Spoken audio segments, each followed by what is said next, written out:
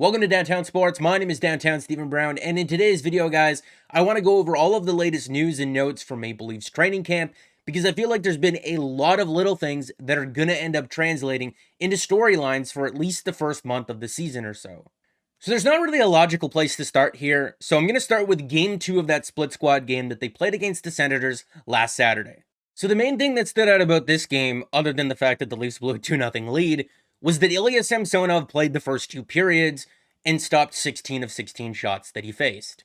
And he looked calm, cool, and collected while doing it. And that's not something that we're used to seeing from a goaltender wearing number 35 in a Maple Leafs jersey, because that was Peter Mrazek last season, and that was the complete opposite of what his game was.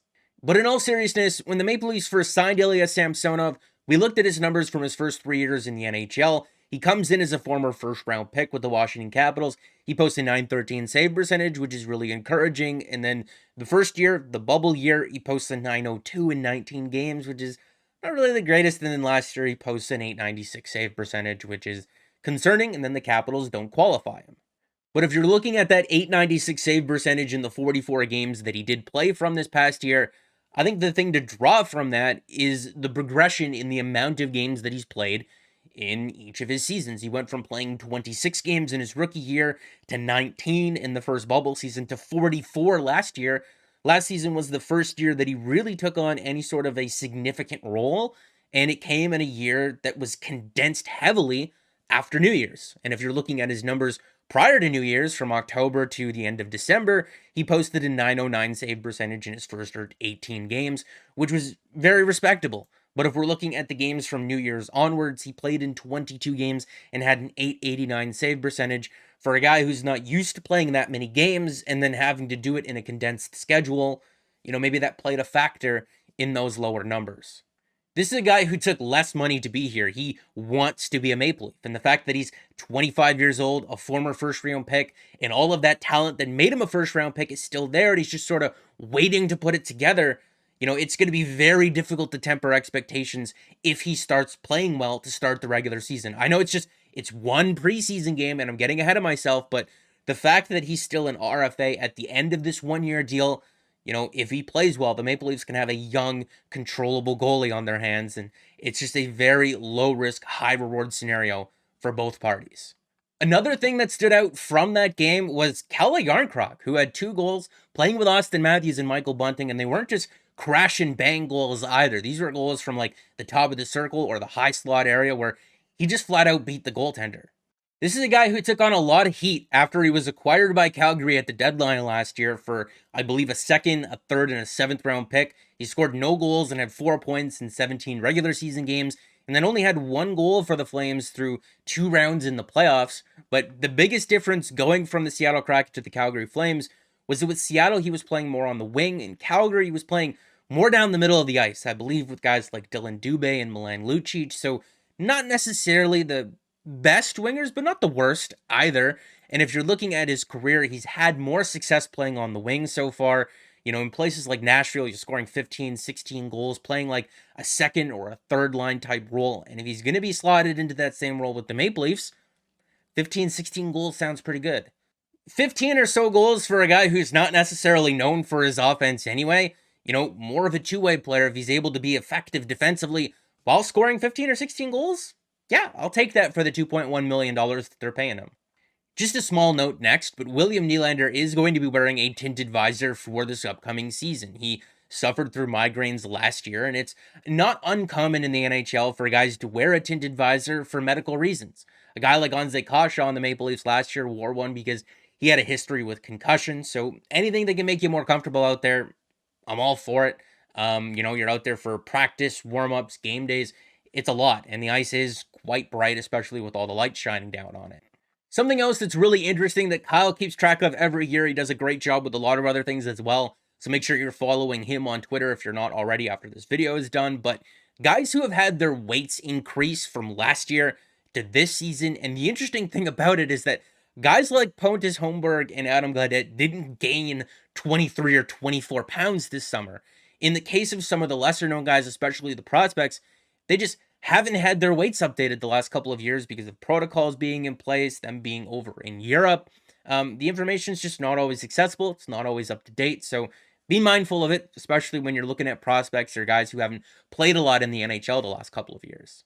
Just to touch on Adam Gaudette again, this is a guy who's bounced around a couple of different teams the last number of years, and he's also dealt with some dietary problems that caused him to lose a bunch of weight and then not being able to maintain the weight that he did put on. But to see him back at 6'1" and 194 pounds, that's not big by any means, but it's about NHL average at least. And to see him play in that first split squad game, it's obvious what the Maple Leafs like about him. He plays with a lot of energy, a high tempo game. He throws a lot of hits, and a couple of years ago with the Vancouver Canucks, he was able to put up 33 points in 59 games. If those problems are past him and he's able to be that type of player again, he's going to be a really interesting option for the Maple Leafs, who have a couple of spots open in that bottom six. Now, this next bit is going to be funny no matter how it plays out. Denis Malgin skating on the line with John Tavares and William Nylander in training camp the other day. It was just one preseason game, but playing next to William Nylander, he scored a goal. He looked fairly effective. And, if we're looking at what the Maple Leafs lost in the offseason and what they're going to be without to start this year, a guy like Ilya Mikheyev leaves in free agency. Engvall is going to be out to start the year. Both those guys play a lot in transition, and one of Malgin's strengths is moving the puck up and down the ice. So you can see how maybe there's a spot for him to start the regular season with the Leafs. And the reason why we haven't heard a lot about him the last 2 years, the Maple Leafs have owned his rights, is that he's been playing over in Switzerland. And Switzerland had a lot less protocols in place than what Toronto did, so I can't really blame him for making that decision. You can either go play in Switzerland and make the same amount of money and not have to deal with the protocols, or you could stay in North America, maybe be a little bit more relevant to what's going on, but you're bouncing up and down between the American Hockey League, the taxi squad, the NHL. It sounds like a bit of a headache. It's unfortunate that the Maple Leafs traded Mason Marshman for him straight up, and no one expected Marshman to be that good. At least at the time of the deal, he was a bit of an intriguing fourth line option. I would have liked to have seen him play more for the Leafs before they traded him away, but, they got a guy who was 23 years old, had played almost 200 games at the NHL level, and was an effective middle six forward already. I can understand the logic behind it. Just looking back on it in hindsight, it looks absolutely awful, especially because Marshman, big power forward, can skate a bit, exactly what the Maple Leafs were missing the last couple of years. But again, nobody expected Marshman to be that good, and I just think it's funny because when it comes to Denis Malgin, people are going to put his game under a microscope this year. Whether he's good or bad, people are going to blow it out of proportions and give credit or blame to both sides that probably isn't deserved. But just some really quick notes to sort of wrap this up here. Jake Muzzin wasn't skating to start training camp, dealing with a bit of a back injury, but I feel that we're going to be talking about Jake Muzzin's health a lot this year, so I'm not going to go too in-depth on it right now. The main thing is that you want him healthy and you want him playing, because you see how effective he was able to be against the Tampa Bay Lightning in the playoffs last year. You want him in the lineup. But if he's going to be hurt, it's going to be difficult for the Maple Leafs to navigate the salary cap, the trade deadline, to make improvements to this team, unless he's out for the remainder of the year. And then at that point, you're missing a lot of physicality on that blue line that it is needed.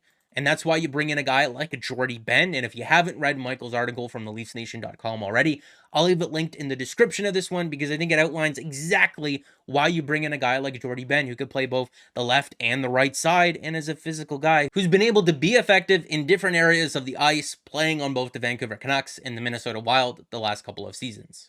Lastly, Mark Giordano talked about the potential of playing the right side this season. And this isn't something that he's done recently in his career, but it's something that he has done in the past at some point. And he talks about the advantages of it, being able to be a little bit more offensive in the offensive zone, with that being on your offside creates that one-timer.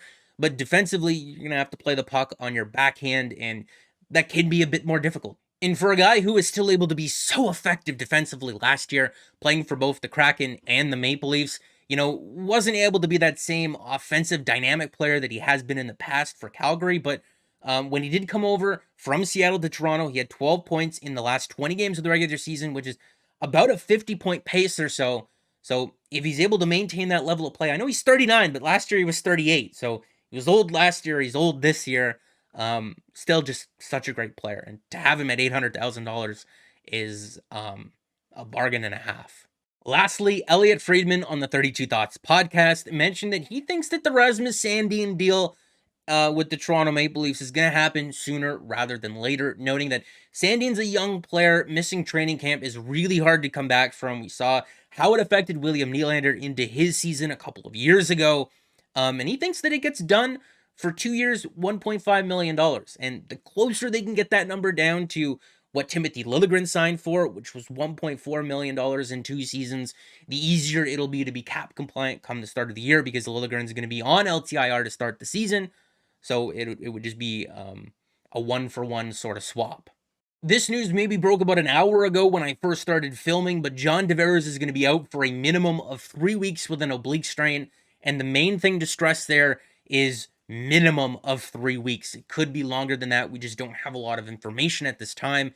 And it sucks for obvious reasons, but it also sucks because this is a guy who 2 summers ago spent his entire summer recovering from a neck injury. And, you know, spending your entire summer recovering instead of training, you can understand how maybe he was a bit behind the 8 ball to start this year.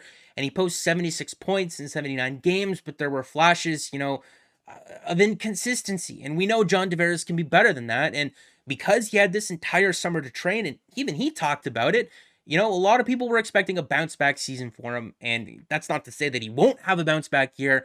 It's just to say that it may be put on pause for at least the first bit of the year. Before we end off the video here, Matt Murray is slated to start the next preseason game for the Maple Leafs. He's supposed to play the first 2 periods of that game, and then I believe Ilya Samsonov will play the third. Samsonov had a really solid debut. Hopefully Murray can follow that up. But that's going to be it for the video, guys. I know we were sort of bouncing all over the place from player to player to player, but that's usually how the preseason and training camp are. We will get into some more focused topics, I'm sure, in the next week or two. Maybe looking at a projected opening night lineup, looking at some of the prospects and how they're doing, some things that I'm worried about for this year, some things that I'm not worried about. So looking at some players who I think are going to have some breakout seasons. But as always, make sure to let me know what your thoughts and opinions are down in the comment section below. Make sure to like the video if you did like it, and subscribe for more, because more is always on the way. And guys, I'll see you in the next one.